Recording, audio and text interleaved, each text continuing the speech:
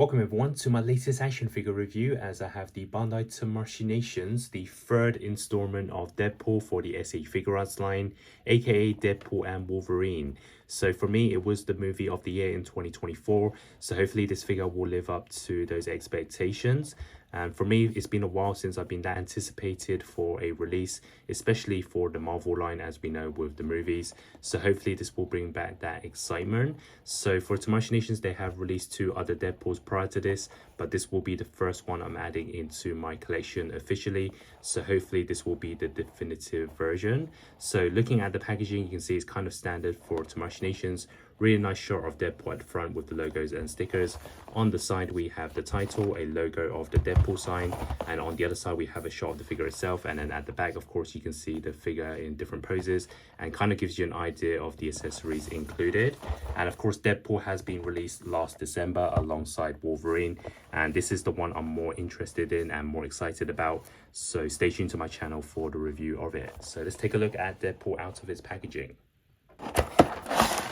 So inside they do have a grey silver background, so very simple, as well as the instruction manual to show you how to put on the accessories. And here is the Deadpool figure inside its packaging. So here is a quick overview of the Deadpool figure. As expected, plenty of accessories for interchangeability, but if you've been following the Machinations line, you'll remember in the first Deadpool SH Figuarts, they in fact did not include any guns due to some licensing ban, but they fixed the issue in the second one. So thankfully for this version, they do have the guns as well. So here is the first look at the Deadpool SH Figuarts, finally joining up the Marvel Cinematic Universe. So Wade Wilson can finally play alongside Spider-Man, Hulk, and the Avengers. So first impressions, I gotta say this is a very accurate looking Deadpool, which is no surprise since they've already done 2 other Deadpools prior to this. And it would have been worrying if they didn't get it right this time. And in terms of the colors and just the way it pops, I think it feels more comic accurate this time, and I really like the reds on this. And I know that the first 2 Deadpool figures were kind of made in the same tone as their movies, so they've done the same for this one. I guess it's kind of recency bias, but I feel that this one is probably the best Deadpool looking suit out of all of them. It just feels more comic like. So yeah, I think this one's going to be a bit more interesting in my display. And even though I don't have the first 2 Deadpools, I have seen plenty of reviews of them, and I think they were really good figures. I think they were pretty spot on in terms of the accuracy. So again, this is the same for this one. So you can see all the details from the pouch, the logos, you have the knife in the leg. So yeah, everything about this in terms of first impression is nice, and it feels very premium as well. Machinations, of course, is kind of what I expected. So the only thing I would say is that there is no kind of battle damage look to this suit. You probably have to wait for a final battle edition, and that's one disadvantage that Machinations have, is that they like to introduce their figures much earlier than the other companies. So when the trailer's out and just based on concept art, but in terms of first impressions, I really like it. So if you want to see this next to Wolverine, of course you do have to wait for my review of that. So now we can take a look at the different hand accessories. There are a total of 10 different sets if you include the ones right out of the packaging. So the first set you're seeing is the relaxed palms. For the second set of hands, we have a pair of closed fists. For the third set of hands, we have a pair of thumbs up or thumbs down hands. We also get a set of trademark looks with the finger pointing hands. And there's also a set of heart-shaped hands, which I believe they also released in the previous ones. There is also a set of palm hands included, as well as some open palms. And for the first time, we have a set of knife hands, which is exclusive for this particular movie, as this is the set he used in his car fight with Wolverine. And for the knife set of hands, we have a pair to hold on to the katana swords as well as the knife. And finally, last but not least, is the trigger hands for his armory. And now we can take a look at the other accessories, which is the weapons. So first up, we have the katanas to be placed at the back of Deadpool. So as you can see, this is pretty standard, something that we saw in the previous 2. And it's very simple, you just punch it in. And what you do have is the 2 swords itself, which can be removed. So this is the look you want when he's actually holding on to the katanas, which of course are separate pieces.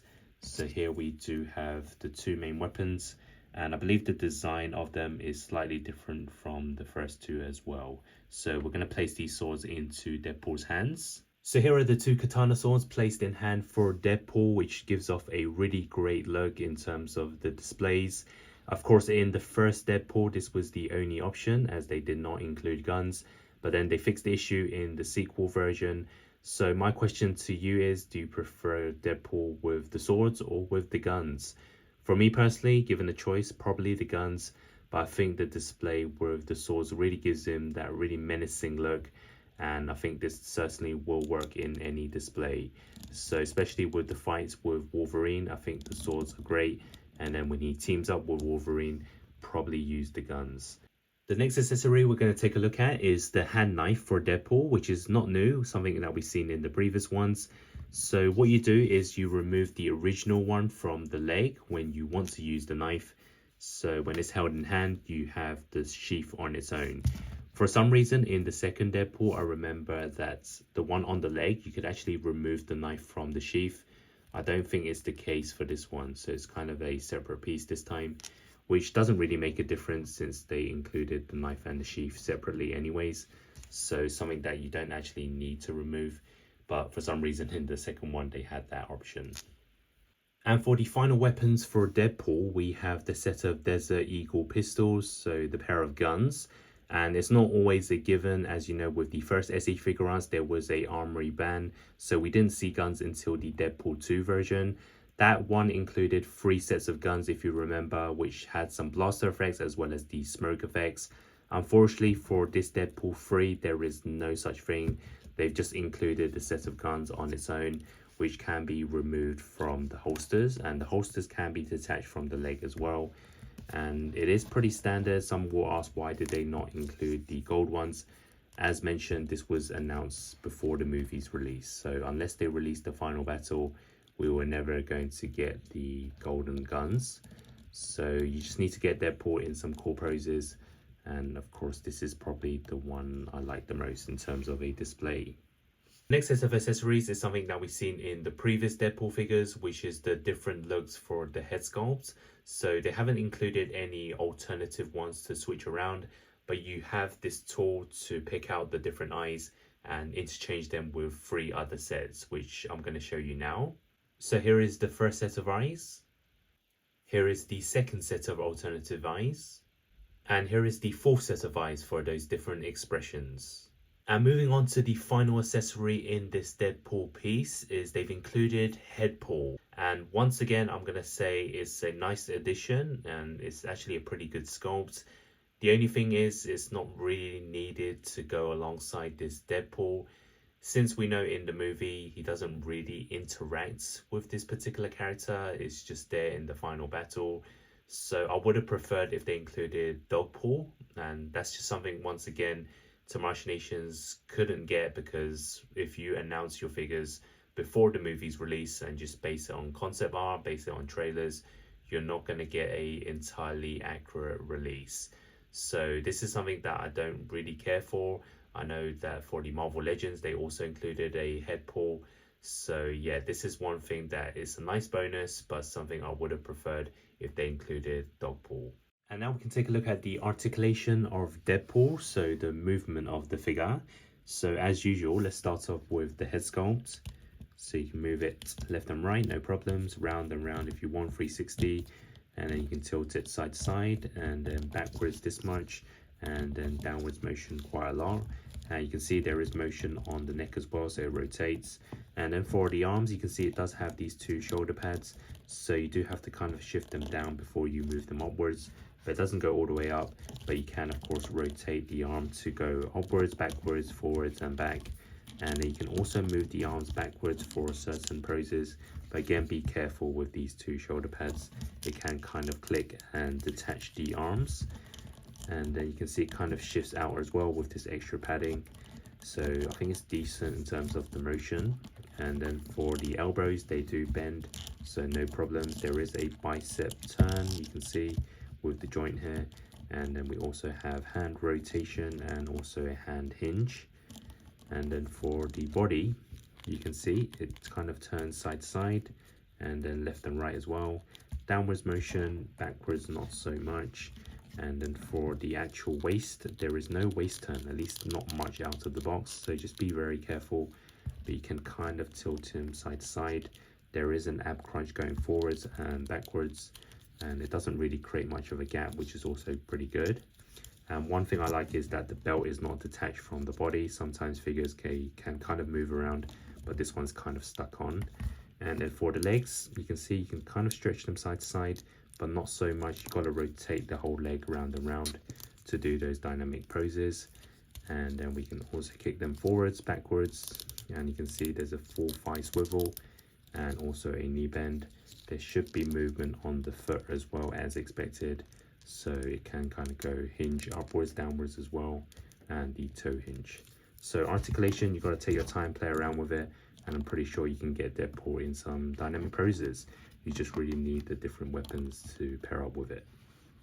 So now for the size comparisons, I don't have any Deadpools to go side by side, but now that he's joining up the MCU, here it is next to the SE Figuarts Avengers members with Thor and Captain America. Here it is next to some Marvel Legends Wolverine with the Deadpool Legacy Edition as well as the Logan version.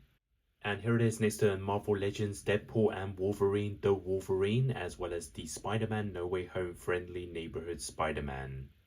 And here it is next to a Toy Biz comic version of Wolverine as well as the SE Figuarts Avengers Hulk. And here it is next to some other popular brands with the Jada Toys Street Fighter Fei Long as well as the Mafex Zack Snyder's Justice League Superman. So now for my final thoughts on the SE Figuarts Deadpool for Deadpool and Wolverine. So it's kind of everything I expected in this figure since we've seen two other Deadpools prior to this in terms of the overall build, the quality, the proportions, most of the accessories. You're more or less getting a same Deadpool figure once again, but with some improvements here and there. In my opinion, it's probably the best looking one in the collection simply because of the suit. It fits more in line with the MCU, and of course it's going to pair up well with the Wolverine. So other than that, I don't have too many problems. It has all the accessories like the katana swords, the guns, the eyes, the hands. We have even the knife hands exclusive for this movie. And this is just everything a Deadpool figure should have. The only disappointment is they removed the effects from Deadpool 2 from the guns for some reason, and it would have been nice if they had the license for an Armas head sculpt, but I guess if they did, they would have done it by now in the first two figures. And the other thing is I feel that they announced this figure a bit too early, so other than that, we would have seen the golden guns as well as the battle look to the suit, and maybe not include head paw, but give us dog paw instead. And that's all because they based this on concept art and early trailers. So I'm still going to give this an 8 out of 10. It's a very quality Deadpool figure, kind of like the second one. And of course, I now look forward to the review of the Wolverine. And it's going to be interesting to see it next to this Deadpool. Thanks for watching.